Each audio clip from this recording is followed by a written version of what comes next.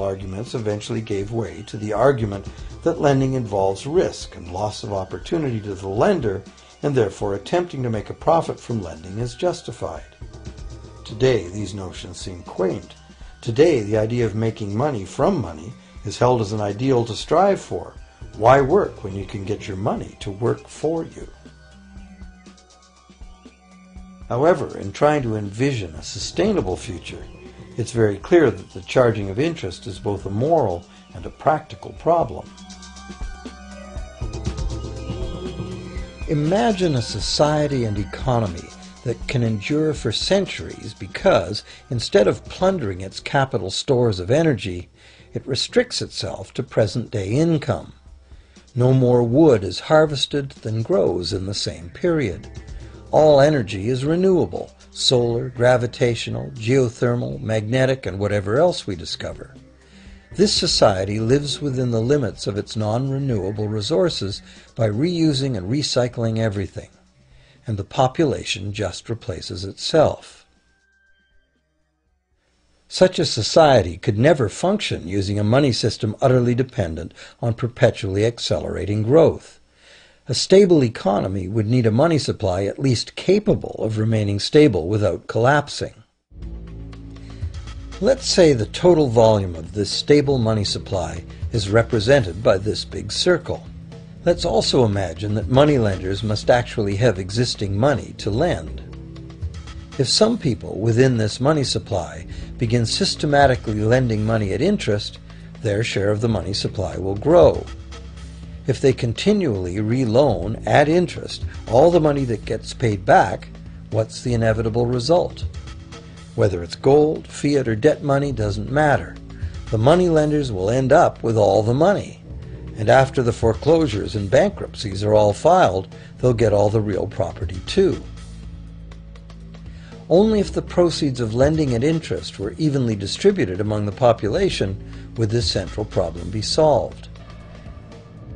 Heavy taxation of bank profits might accomplish this goal, but then why would banks want to be in business?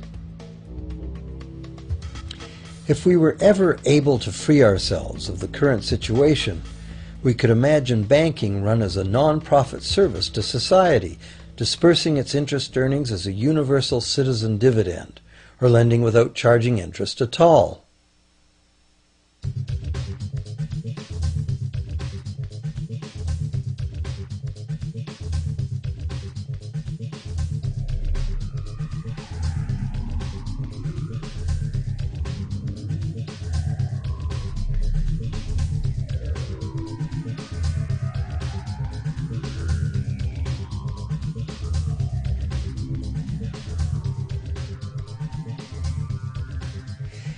If it is the fundamental nature of the system that causes the problems, tinkering with the system cannot ever solve those problems.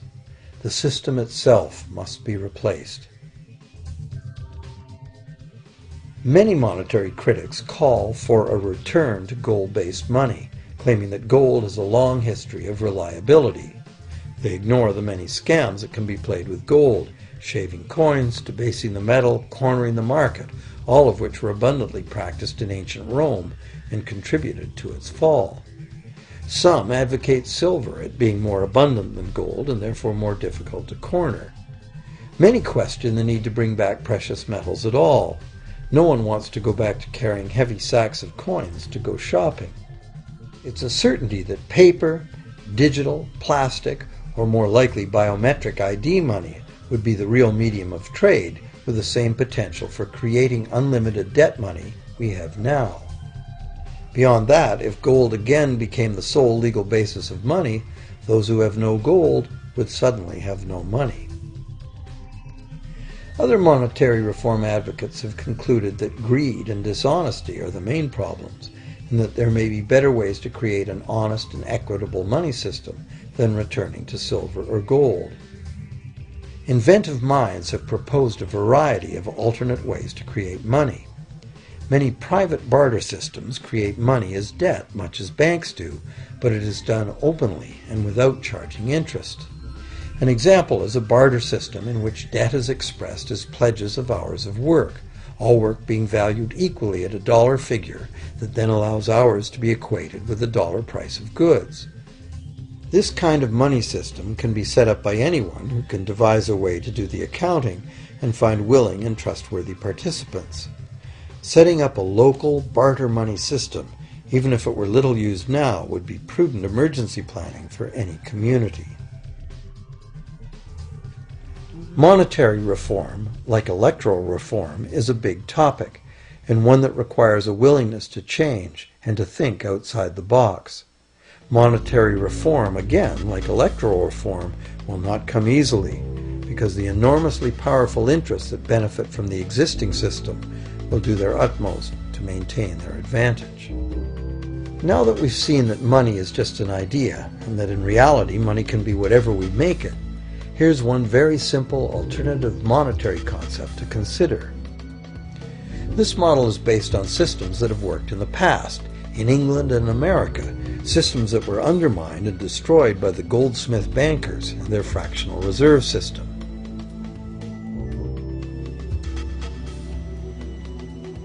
To create an economy based on permanent interest-free money, money could simply be created and spent into the economy by the government, preferably on long-lasting infrastructure that facilitates the economy, such as roads, railroads, bridges, harbors, and public markets. This money would not be created as debt, it would be created as value, that value being in the form of whatever it was spent on. If this new money facilitated a proportional increase in trade requiring its use, it would cause no inflation whatsoever. If government spending did cause inflation, there would be two courses of action available.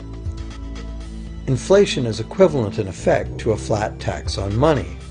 Whether the money goes down in value 20% or the government takes 20% of our money away from us, the effect on our buying power is the same. Viewed this way, inflation in place of taxation might be politically acceptable if well spent and kept within limits. Or government could choose to counter inflation by collecting tax monies that it then takes out of use, thus reducing the money supply and restoring its value. To control deflation, which is the phenomenon of falling wages and prices, the government would simply spend more money into existence. With no competing private debt money creation, governments would have more effective control of their nation's money supply. The public would know whom to blame if things went wrong. Governments would rise and fall on their ability to preserve the value of money. Government would operate primarily on taxes, as it does now, but tax money would go much, much further, as none of it would be required to pay interest to private bankers. There could be no national debt if the federal government simply created the money it needed. Our perpetual collective servitude to the banks through interest payments on government debt would be impossible.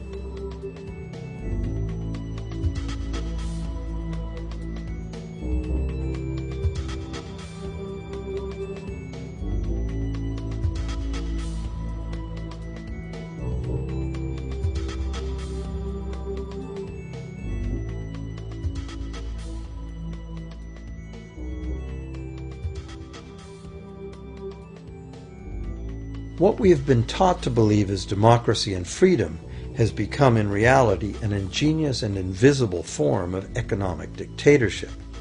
As long as our entire society remains utterly dependent on bank credit for its supply of money, bankers will be in the position to make the decisions on who gets the money they need and who doesn't.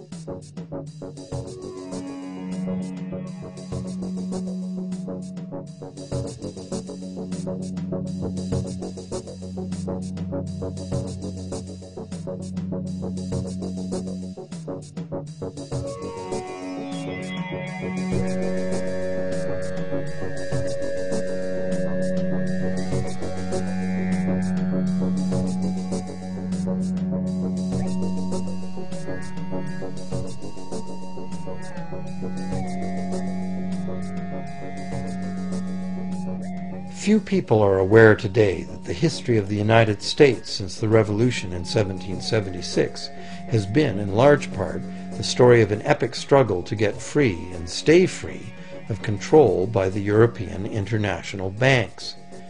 This struggle was finally lost in 1913 when President Woodrow Wilson signed into effect the Federal Reserve Act, putting the international banking cartel in charge of creating America's money.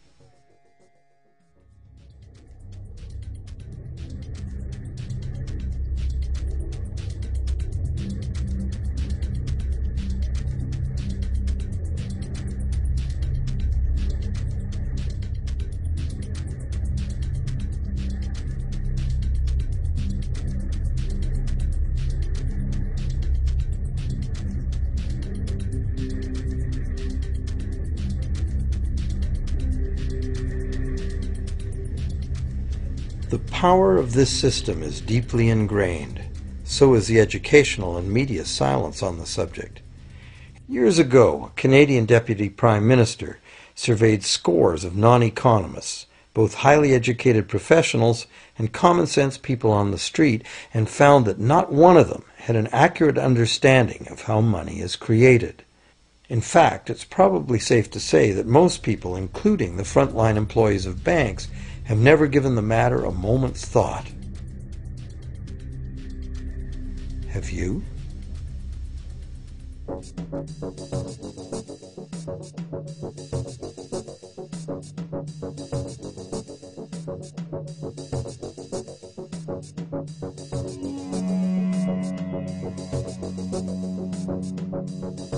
The modern money-as-debt system was born a little over 300 years ago, when the first Bank of England was set up with a royal charter for fractional lending of gold receipts at a modest ratio of 2 to 1. That modest ratio was just the proverbial foot in the door. The system is now worldwide, creates virtually unlimited amounts of money out of thin air, and has almost everyone on the planet chained to a perpetually growing debt that can never be paid off.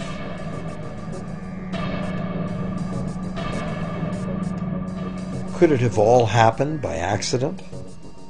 Or is it a conspiracy? Obviously, something very big is at stake here.